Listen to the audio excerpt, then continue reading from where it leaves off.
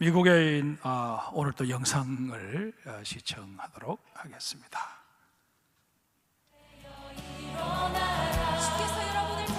코로나 바이러스로 3년 동안이나 어려운 상황 속에서 가족들 건강과 마음을 단단히 지켜주심을 감사합니다. 세상 사람들이 불편한 시선을 보냈던 시간 속에서 주님과 더 가까워지고 깨닫지 못했던 은혜를 느끼게 하심을 감사합니다. 앞으로 더 어려운 상황이 우리를 덮치더라도 지금과 같은 믿음으로 헤쳐나갈 수 있는 예방주사와 같은 하루하루를 용기 있게 잘 지나가게 하심을 감사합니다. 코로나이지만 우리 식구들이 모두 건강함께 아무도 아프지 않고 확진자도 된 적이 없고 교회를 잘 다니니 정말 감사해요. 제가 만날 때마다 신나게 놀 수 있는 친한 친구 민준이를 해주셔서 감사해요. 특별 새벽 기도에 엄청 졸리웠지만 가까운 일로 한 번 빠졌어요. 그렇지만 장학금을 받아서 감사해요. 우리 장성교회 너무 좋아요. 하나님 감사드려요.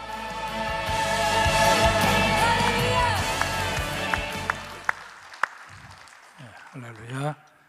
영상을 찍은 우리 희원이 또 우리 이경혜 권사님께 감사를 드립니다. 희원이 한번 빠졌다고 작년처럼 장학금 안 줬으면 큰일 날 뻔했습니다. 믿음 안에서 예쁘게 잘 성장할 수 있는 우리 희원이가 될 수 있도록 기도해 주시고, 또 여러분들 이렇게 영상을 찍을 수 있는 기회가 주어졌을 때 나는 못하겠다고 그렇게 말씀하지 마시고 적극적으로 참여하셔서 여러분들의 감사 표현을 우리 성도들과 함께 나눌 수 있었으면 좋겠습니다. 미국에 있는 스펄전 대학의 목회학 조교수로 또 리버티 침례교회 목회훈련센터 디렉터로 활동하며 아주 도전적인 책들을 집필하고 있는 제라드 윌슨이라는 목사가 있습니다. 그가 The Gospel According to Satan이라는 책을 썼습니다. 우리말로는 거짓 복음으로 번역되어 있습니다. 이 책에서 저자는 교회를 위협하는 사탄의 8가지 거짓말을 소개하고 있습니다. 사탄은 우리를 찾아와서 종종 하나님은 내가 행복하길 바라셔, 인생은 한 번뿐이야, 나만의 진리로 살아가는 거야, 지금 내가 느끼는 것을 믿어, 내 인생은 내가 만들어 가는 거야, 모든 것 내려놓고 하나님이 하시게 하자, 십자가는 사랑이야, 하나님의 진노와는 상관이 없어, 하나님은 스스로 돕는 자를 도우셔 라고 말한다는 것입니다. 여러분, 이 말들 중에 여러분의 듣기에 귀에 상당히 거슬리거나 여러분의 마음을 상하게 하고 낙심케 하는 말이 하나라도 있습니까? 아마 없을 것입니다. 오히려 위로와 격려가 되고 희망적이고 긍정적인 메시지를 던져주는 말들이라 그렇게 여겨지기도 할 것입니다. 사탄은 이렇듯 우리에게 찾아와 그럴듯한 말로 우리의 경계심을 다 풀어버리고 공격해 온다는 것입니다. 앞서 말씀드린 이 8가지가 어떻게 사탄에 의해 진척되어져 가느냐에 따라서 정말 엄청난 결과를 우리에게 가져와 버릴 수 있다는 것입니다. 이런 의미에서 우리가 별 생각 없이 듣는 말들도 상황의 변화에 따라서 얼마든지 거짓말이 되도록 만들어 버리는 것이 사탄입니다. 우리 아담과 하와를 사탄이 공격했던 에덴 동산으로 한번 가보십시다. 에덴 동산은 하나님께서 보시기에도 완벽한 환경이 갖추어져 있었던 곳이었습니다. 그곳에는 어떤 보완이나 수정을 필요로 하는 것이 하나도 없었습니다.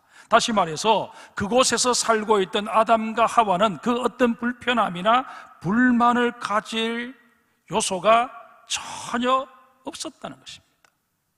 그러하건만 사탄은 그런 아담과 하와를 찾아와서 유혹을 합니다. 유혹의 도구도 아담과 하와가 거부감을 느낄 만한 어떤 말이나 요구가 아니었습니다. 아담과 하와가 경계심을 풀어버리고 들을 수 있는 그런 말들이었습니다. 그런데 결과적으로는 이것이 거짓말이었습니다. 사탄의 이런 미혹에 아담과 하와는 이내 허물어져 버리고 맙니다. 그런데 문제는 이런 사탄의 유혹이 아담과 하와에게 국한되지 않고 하나님의 지으심을 받은 모든 인간들에게 끊임없이 이어지고 있다는 사실입니다. 이것은 육신을 입고 이 땅에 오신 예수님이라고 해서 예외가 아니었습니다. 오늘 본문을 보십시다. 때가 참에 예수님께서 사역을 준비하시고자 광야로 나가십니다. 거기서 40일간 금식하시며 기도의 시간을 가지게 되십니다. 우리 인간의 몸은 규칙적으로 일정량의 음식물이 제공되지 않으면 모든 기능이 약화되고 맙니다. 따라서 몸을 통제하고 조절하는 뇌에서는 우리가 음식물을 섭취하지 않으면 계속 음식 생각을 해서 우리의 몸이 음식을 마침내 섭취할 수밖에 없도록 그렇게 유도를 합니다. 여러분, 금식을 해보신 분들은 아시겠지만 평소에는 먹는 문제에 대해서 별로 관심도 없이 그렇게 지내왔는데 금식만 하면 계속 뭐가 먹고 싶다, 먹고 싶다, 금식 마치고 나면 내가 그걸 꼭 먹어야지, 이런 생각들이 계속 들도록 만들어 버린다는 것입니다. 인간의 몸을 입으신 예수님께서도 아마 크게 다르지 않으셨을 것입니다. 이때를 놓칠세라 사탄이 찾아옵니다. 예수님을 찾아온 사탄은 세 가지 제안을 합니다. 첫 번째 제안은 돌들에게 명하여 떡이 되도록 해서 먹으라는 것이었습니다. 두 번째는 자신에게 딱 한 번만 절을 하면 천하 만국을 다스리는 권세와 그것을 통해서 얻을 수 있는 영광을 다 누리게 하겠다는 제안이었습니다. 세 번째는 하나님을 믿고 높은 성전에서 한번 뛰어내려 보라는 것이었습니다. 두 번째 제안, 사탄에게 절을 하라 하는 이 제안은 분명 문제의 소지가 있어 보입니다. 하지만 첫째와 셋째 제안은 예수님께서 그래, 너 사탄 이놈 한번 내가 본때를 보여주겠다, 잘 봐라 이놈아, 이러고는 사탄의 코를 납작에 만들어 버릴 수 있는 그런 이적을 행하실 수도 있으셨을 터인데 예수님께서는 이마저도 거부하십니다. 이유가 무엇일까요? 그 사탄의 제안들 속에는 무슨 흉계가 숨어 있다는 것 예수님이 간파하셨기 때문입니다. 이런 사탄의 제안 속에 어떤 흉계가 들어있는지 우리 한번 보십시다. 먼저 돌로 떡을 만들어 먹으라는 제안부터 보십시다. 사탄은 예수님을 찾아와 누구의 떡을 빼앗아 먹어라, 훔쳐 먹어라 말하지 않았습니다. 다른 사람이 열심히 농사 지어 놓은 것, 그것 가져다가 음식물 만들어 먹어라 그렇게 말하지도 않았습니다.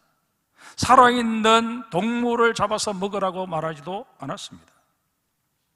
그저 주인 없이 지천에 늘려져 있는 돌을 가져다가 떡을 만들어서 먹으라는 것뿐이었습니다. 아무에게 피해도 주지 않는 그런 제안이었습니다.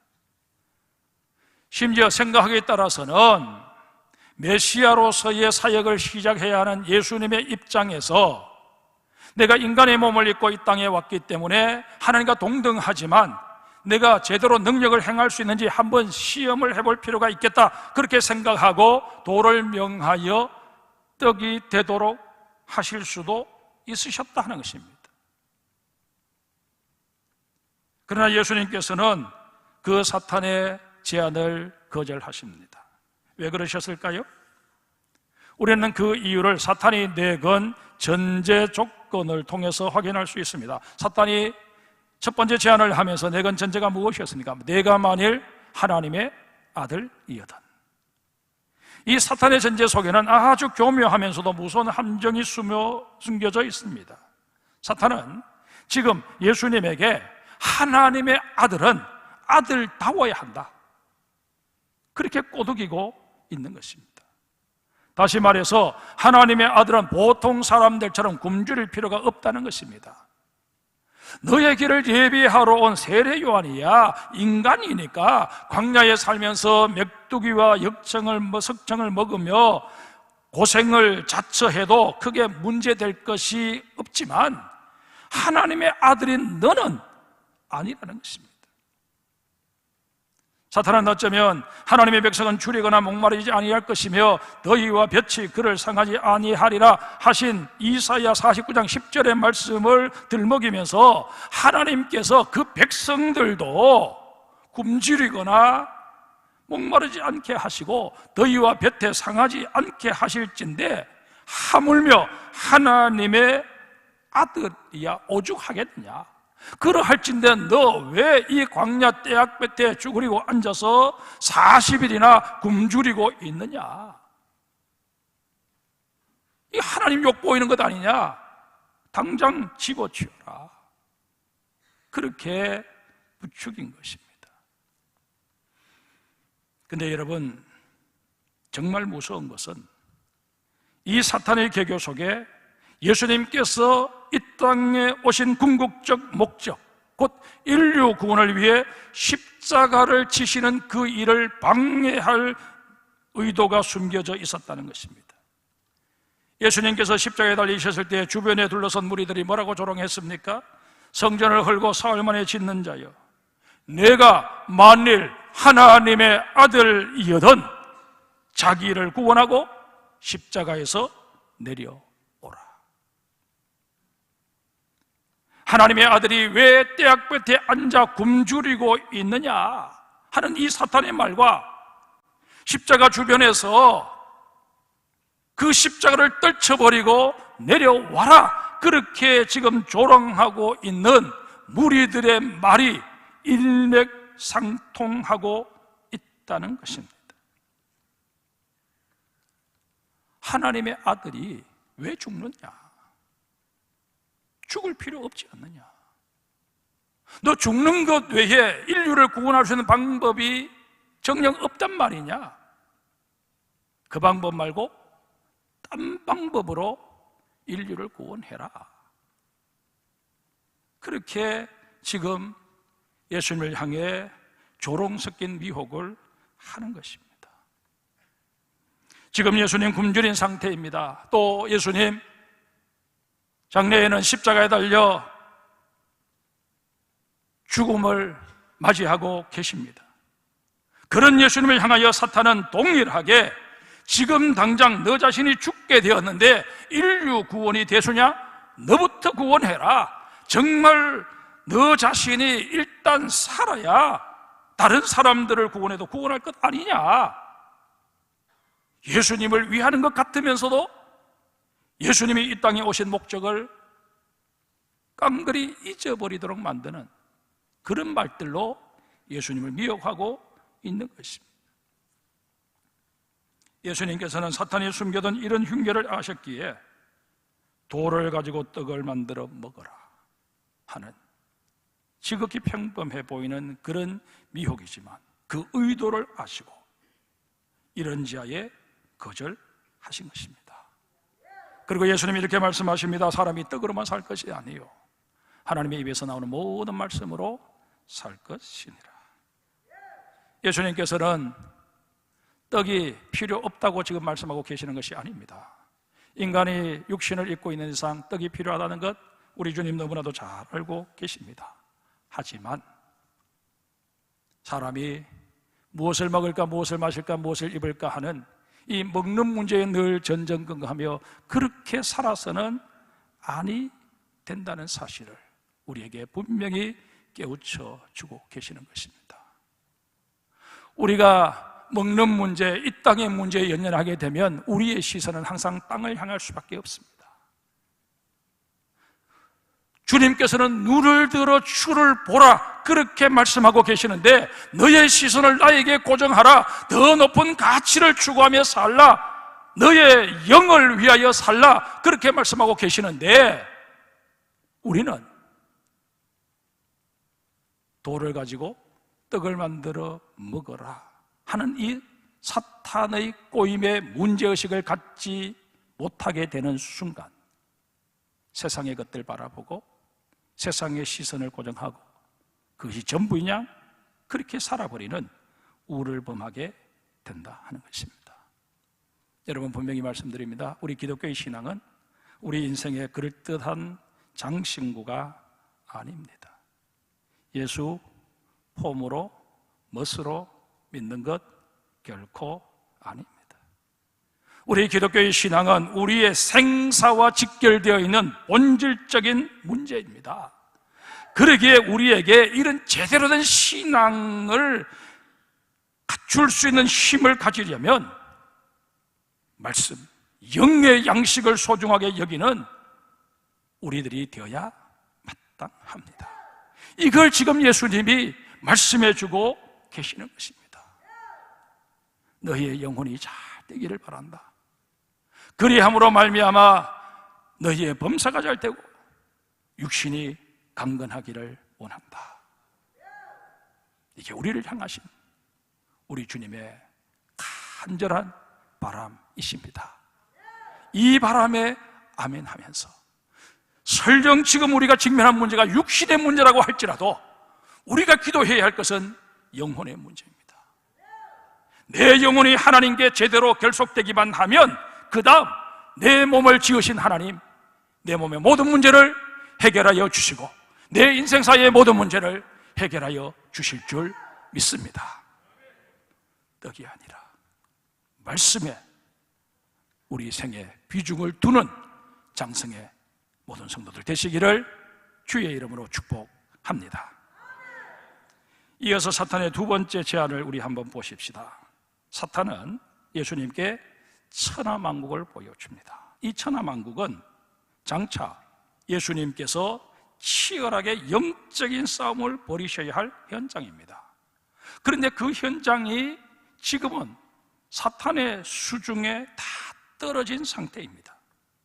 이런 곳을 다시 되찾아오려면 싸움이 불가피합니다. 이 싸움은 하나님의 아들이신 예수님께 있어서도 결코 만만한 싸움이 아니었습니다. 그래서 예수님께서는 최후의 수단으로 십자가의 사건을 준비해 놓으셨던 것입니다. 이런 사실을 모를 리 없는 사탄이 예수님께 타협안을 제안해 온 것입니다. 그게 무엇입니까? 자신에게 한 번만 절을 하면 자신의 수중에 있는 천하만국 아무런 갈등 없이 송두리째 다 넘겨주겠다는 것이었습니다. 그러면 굳이 세상 되찾기 위해서 십자가를 져야 할 필요도 없는 것 아니냐고 예수님을 미혹한 것입니다. 사실 이 십자가라고 하는 것 예수님에게 있어서도 엄청난 부담이 되었던 사건임에 틀림이 없습니다. 그 사실을 어떻게 알 수 있습니까? 예수님께서 십자가를 지시기 전 겟세마네 동산에서 기도하십니다. 그때 예수님이 얼마나 간절히 기도했던지 그 땀이 핏방울과 같이 변했다고 누가는 기록하고 있습니다. 예수님 어떻게 기도하십니까? 내 아버지여, 할만하시거든 이 잔이 내게서 지나가게 하옵소서. 인간적인 측면에서 이 십자가 피하고 싶다고 기도하신 것입니다. 이러기에 사탄은 지금 예수님을 찾아와서 너 장차 십자가 져야 한다는 것 너 자신이 잘 알고 있지 않느냐? 그러나 그 십자가 때문에 고뇌할 필요 없다. 너 나에게 한 번 눈칠끔 감고 무릎을 꿇으면 모든 것이 다 해결된다. 몇 초도 걸리지 않은 행동으로 십자가의 부담을 떨쳐버릴 수 있다면 이보다 남는 장사가 어디에 있겠느냐, 그렇게 꼬드긴 것입니다. 그러나 여러분, 이 사탄의 제안에는 도저히 용인될 수 없는 무서운 흉계가 숨겨져 있습니다. 지금 사탄은 예수님에게 이렇게 몰아붙이고 있습니다. 너 하나님의 아들이라고 하지만 30년 동안 목수의 아들로 별볼 없이 살아오지 않았느냐? 그런 너가 이제 세상을 구원하겠다고 나서봤자 누가 너를 알아주겠느냐? 너 수중에 돈이 한 푼 있느냐? 무엇이 있느냐? 아무것도 없지 않느냐? 소도 비빌 언덕이 있어야 한다는데 그런 상태로 도대체 뭘 할 수 있겠느냐? 그러면서 해결책으로 제시한 것이 내 수하에 들어와 넘버 2, 2인자가 되라 하는 것이었습니다. 이 제안을 받아들이게 되면 언뜻 보기에는 예수님께서 모든 것을 다 얻게 되는 것처럼 보입니다만 사실은 전혀 아니지 않습니까? 2인자 위에는 최종 결정을 내릴 수 있는 1인자가 있지 않습니까? 그 1인자가 누구예요? 사탄입니다. 사탄은 예수님을 자기 수하에 넣어버림으로 말미암아 마침내 모든 하나님의 계획이 수포로 돌아가도록 만들고자 한 것입니다. 지금 예수님 그 무엇보다도 십자가에 대한 그런 고뇌로 짓눌려 있다는 것을 알고서는 인간적인 결정을 하도록 그를 찾아와 미혹하고 있는 것입니다. 여러분, 예수님에게서 십자가의 부담을 덜어주겠다고 사탄이 말하지만 그게 진실일까요? 사탄은 당장은 예수님에게 죽음을 면할 수 있도록 만들어줄지 모릅니다. 그러나 결국에는 예수님을 죽음의 자리로 몰아가게 될 것입니다. 그것도 하나님과 완전히 단절된 상태로 죽음을 맞이하게 해서 하나님이 계획해 놓으신 그 구원의 놀라운 섭리가 다 어그러지도록 그렇게 사탄은 지금 몰아가고 있는 것입니다. 예수님께서 이런 사탄의 얄팍한 계략에 넘어가실리 만무하셨습니다. 예수님 말씀하십니다. 주 너의 하나님께 경배하고 다만 그를 섬기라 하였느니라. 이 말씀은 사탄을 향한 말씀이기도 하시지만 우리들을 향하신 말씀이기도 하십니다. 그러기에 우리는 이 예수님의 말씀에 그 어떤 설명이나 사족을 붙일 필요가 없습니다. 이 사실 자체에 아멘하고 우리는 하나님을 경배하면 되는 것입니다. 그러야만 우리는 어떠합니까? 사탄은 우리에게 적당히 타협해서 돈의 힘, 권력의 힘, 자리의 힘을 정취하라고, 그게 성공적인 삶이라고 그렇게 말합니다. 너희가 세상에서 그런 것들을 취함으로 말미암아 영향력 있는 자리에 오르게 되면 그 영향력으로 얼마나 많은 사람들을 교회로 인도할 수 있지 않겠느냐, 그렇게 말합니다. 안타깝게도 적지 않은 그리스도인들이 이 사탄의 제안에 솔깃해져서 분별력을 잃어버리곤 합니다. 그 단적인 증거가 무엇일까요? 많은 사람들이 깊이 생각하지도 않고 무작정 하나님께 나와서 내게 더 많은 것을 채워주십시오, 나를 더 높은 자리로 올려주십시오, 그렇게 기도하는 것을 들 수 있습니다. 그런데 여러분, 문제는 이런 기도의 경우 하나님께서 쉬 들어주시지 않는다는 것입니다. 하나님께서 들어주시지 않는 기도가 왜 문제가 되는 것일까요? 하나님의 응답을 받지 못하는 그 문제 이전에 우리의 기도를 사탄이 낚아채버린다는 것입니다. 우리의 기도를 낚아챈 사탄은 내가 기도한 것 이루려면 이렇게 하면 돼 라고 세상적인 방법, 결국에는 사탄에게 무릎을 꿇을 수밖에 없는 방법, 그것을 제안합니다. 그런데 적지 않은 사람들이 이 제안을 받아들여 버립니다. 그리고 많은 것을 얻게 되면, 그리고 높은 자리에 오르게 되면 이게 하나님의 은혜라고 착각들을 합니다. 주회전에 올라와서 감사 예물을 드리며 감격해야 합니다. 하나님은 그런 우리를 보며 안타까워 고개를 흔들고 계시는데 그 뒤편에서 사탄이 미소 짓고 있다는 사실을 우리는 간과하고 있다는 것입니다. 성도 여러분, 뭐로 가도 서울만 가면 되는 것 아니지 않습니까? 하나님의 방법, 하나님이 이끄시는 대로, 성경이 우리에게 가르쳐 주시는 대로 우리의 소원을 이루며 살아야 우리가 하나님의 사람이라 감히 말할 수 있는 것 아니겠습니까? 온통 사탄의 계략에 넘어가서 우리의 인생을 그렇게 엉망진창으로 만들어 버리면서 나는 하나님의 자녀다, 나는 하나님의 백성이다, 그렇게 말하고 있다면 이보다 서글픈 일이 없을 것입니다. 우리 눈을 들어 하늘을 바라보며 하나님께 시선을 고정하고 하나님의 방법에 귀를 기울일 수 있는 장성의 성도들이 되시기를 주의 이름으로 축복합니다. 마지막으로 사탄의 세 번째 제안을 보십시다. 사탄은 예수님을 예루살렘 성전으로 데리고 갑니다. 가서는 성전 꼭대기로 올라가 거기서 뛰어내리라고 말합니다. 여기에도 전제가 있습니다. 내가 만일 하나님의 아들이거든. 이 사탄의 전제는 앞서 첫 번째 제안에서 내걸었던 전제와는 의미가 조금 다릅니다. 너 하나님을 믿지? 그러면 그 하나님께서 내가 무슨 행동을 하든지 너를 지켜주시는 사랑의 하나님이심을 믿어야 하지 않겠니? 그럴듯한 말인데 정말 무서운 말입니다. 이 사탄의 말을 가만히 곱씹어 보면 정말 하나님의 사랑을 의심 없이 받아들여라 하는 그런 의미가 아니고, 너 정말 하나님이 너를 사랑하시는지 한번 시험해 봐라. 하나님의 사랑을 너 의심도 한번 안 해보고 하나님 너 사랑한다고 그렇게 믿냐? 지금 그 얘기를 하고 있는 것입니다. 한번 생각해 보세요. 하나님께서 정말 그렇게 해 주실까?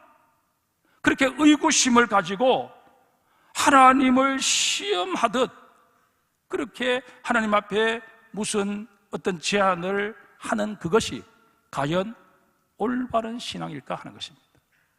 여러분의 어린 자녀들이 우리 부모님 나를 정말 사랑하시는지 한번 내가 확인해 봐야 되겠다, 그리고는 막 이 사고 치고 저 사고 치고 그렇게 돌아다니면 부모들 편에서 볼 때 그 사고 친 거 뒷수습은 하시겠지만, 그러나 자녀가 그런 의도에서 이런 짓을 하고 있다 하는 사실을 알게 되면, 야 이놈아 너 사랑한다, 너 사랑한다, 아직도 모르겠냐, 그렇게 애타하실 것 아닙니까? 그러면서 속상해 하실 것 아닙니까?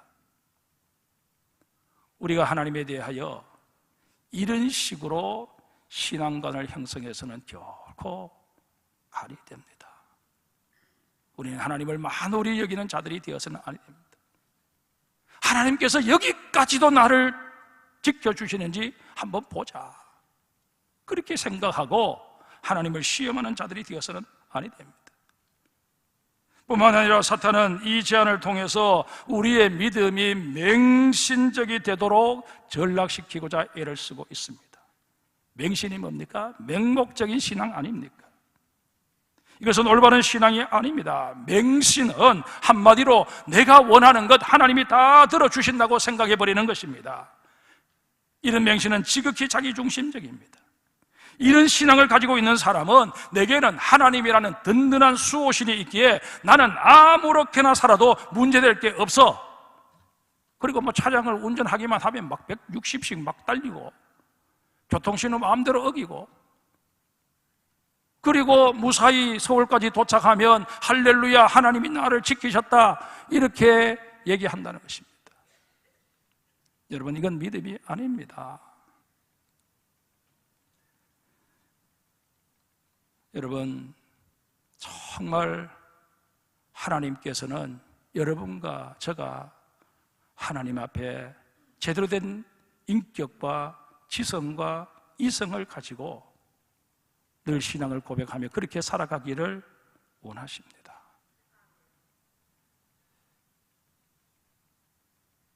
또 하나, 사탄은 공생애를 시작하신 예수님에게 사람들의 이목을 집중시킬 수 있는 이벤트를 벌이라고 부추긴 것입니다. 내가 전하고자 하는 복음을 전하려면 사람들이 일단 모여야 할 것 아니냐? 그러려면 사람들의 관심을 끌 만한 대중선동적인 쇼가 필요하다. 그러니 너 한번 성전 꼭대기에서 뛰어내려서 전혀 상하지 않는 너의 모습을 한번 보여주는 게 어떻겠니? 그렇게 제안을 한 것입니다. 예수님을 향해 스타가 되라는 것입니다. 그러면 사람들이 다 예수에게 박수 칠 것이고 예수에게 몰려들어서 그냥 막 예수의 이름을 부르며 연호할 것 아니냐는 것입니다. 여기에도 음흉한 사탄의 계교가 숨어 있습니다. 성경의 가르침은 솔리디오 글로리아, 오직 하나님께 영광으로 일관되어 있습니다. 이것은 이 땅에 오신 예수님도 어길 수 없는 원칙입니다. 그러다 보니 예수님께서도 공생애 내내 자신을 따르는 무리들이 필요 이상으로 자신을 떠받들고자 하면 어김없이 제동을 거셨습니다. 그들과 거리를 두셨습니다. 하나님의 영광이 손상되는 것 우리 예수님 용납하지 않으셨습니다. 사탄은 오늘 우리에게도 세상의 이목을 집중시킬 수 있는 일들 많이 벌이라고 부추깁니다. 교회를 향한 세상의 요구를 잘 파악해서 충족시켜주는 일에 교회가 역량을 결집하면 교회가 잃어버린 영광을 다시 회복할 수 있을 것이라고 말합니다. 사탄이 교회에 들어 이렇게 부추기는 것은 교회의 본질적 사명, 영혼 구령의 사후에 질려가지 못하도록 하기 위함입니다. 분명히 말씀드립니다. 교회는 자선단체도 사회복지기관도 아닙니다. 그러기에 그런 일로 명성을 얻고자 해서는 아니 됩니다. 그런 사역들은 교회의 본질적인 사명, 영혼 구원을 더 원만하게 이뤄내기 위한 수단이요 도구일 뿐입니다.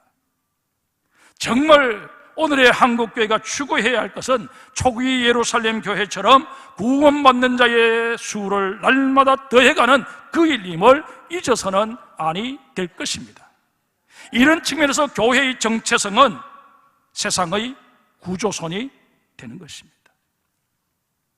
그런데 여러분, 예수님께서 받으신 세 가지 유혹과 연관해서 우리가 반드시 짚고 넘어가야 할 중요한 사실이 또 하나 있습니다.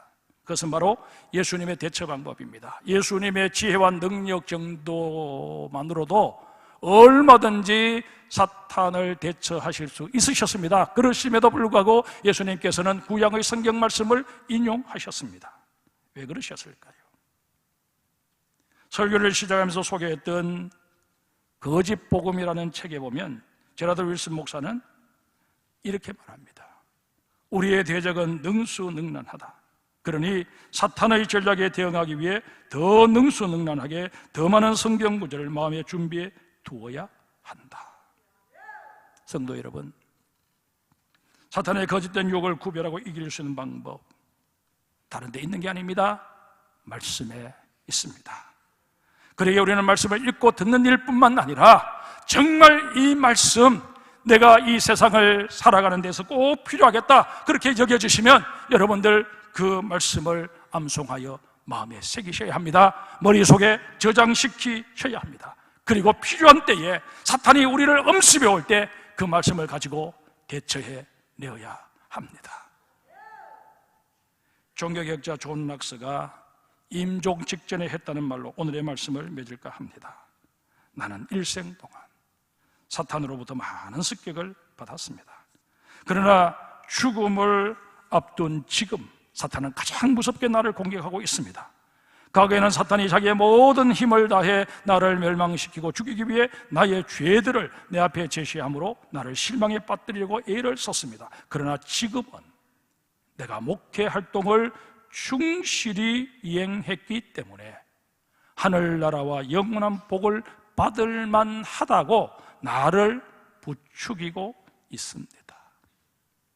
그러나 은혜로우신 하나님께서는 내게 있는 것 중 받지 아니한 것이 무엇이냐라는 고린도전서 4장 7절의 말씀과 내가 나 된 것은 하나님의 은혜로 된 것이니라 라는 고린도전서 15장 10절의 말씀으로 그런 사탄의 계교를 물리치게 하셨습니다.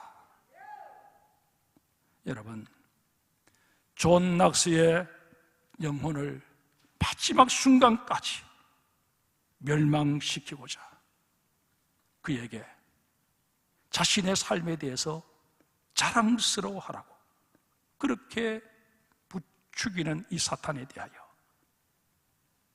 존 낙스는 하나님께서 주신 말씀으로 대처하며 나의 나 된 것 오로지 하나님의 은혜다. 그러며 하나님 앞에 무릎을 꿇는 것으로 능히 이겨내었습니다. 우리 역시 일평생 사탄을 지변 공격에 시달리게 될 것입니다. 여러분과 제가 마지막 임종의 순간에 임하게 되었을 때도 사탄은 내 곁을 떠나지 않고 나를 찾아와서 마지막 순간까지 내 영혼 취해가려고 애를 쓸 것입니다. 그러나 여러분, 내 속에 하나님이 담아주신 귀한 말씀으로 마지막까지 내 영혼 지켜내는 그리스도의 정병이 되셔야 할 것입니다. 말씀으로 무장하여 말씀으로 나가는 여러분의 앞날에 하나님께서 은혜의 빛을 비추어 주시고 승리의 개성가를 부를 수 있도록 날마다 건면하여 주실 것입니다. 이 복의 주인공 다 되시기를 주의 이름으로 축복합니다.